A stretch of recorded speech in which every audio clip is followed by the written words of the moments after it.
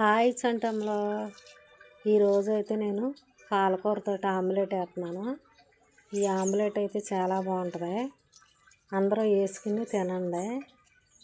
ఇలా పాలకూరతో ఆమ్లెట్ వేసుకుంటే బ్లడ్ అయితే పడుద్ది, ఒంటికి మంచిది, చాలా టేస్ట్గా ఉంటుంది. ఒకసారి వేసుకుని తిని చూడండి.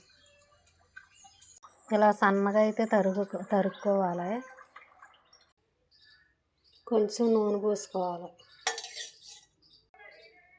కొంచెం జీలకర్ర వేసుకోవాలి.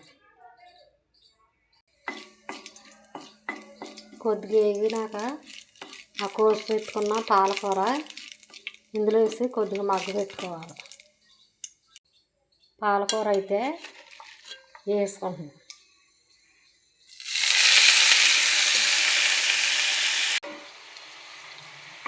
ఈ పాలకూర అయితే ఒక 5 నిమిషాలు మగ్గబెట్టుకోవాలి.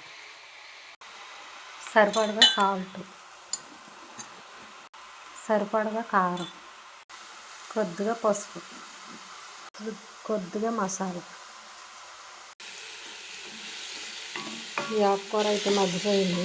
ఇప్పుడు ఆ గిన్నెలో తీసేసుకోవాలి. ఈ మగ్గిన కూరని ఇందులో వేసుకోవాలి. ఈ ఆకుకూరలో 2 కోడిగుడ్లు అయితే పోసుకోవాలి.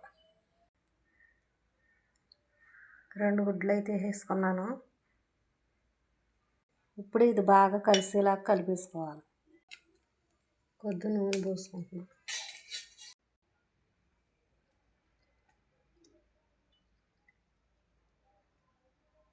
ఇలాగైతే కలుపుకోవాలి.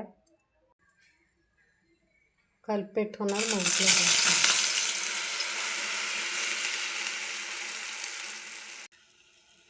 దీన్ని ఇప్పుడు తిరగేసుకోవాలి.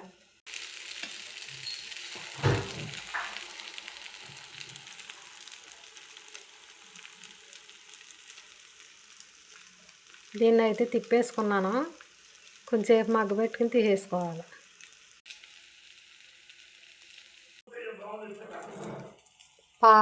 పాలకూర ఆమ్లెట్ అయితే రెడీ అయిపోయింది. తీసుకోండి.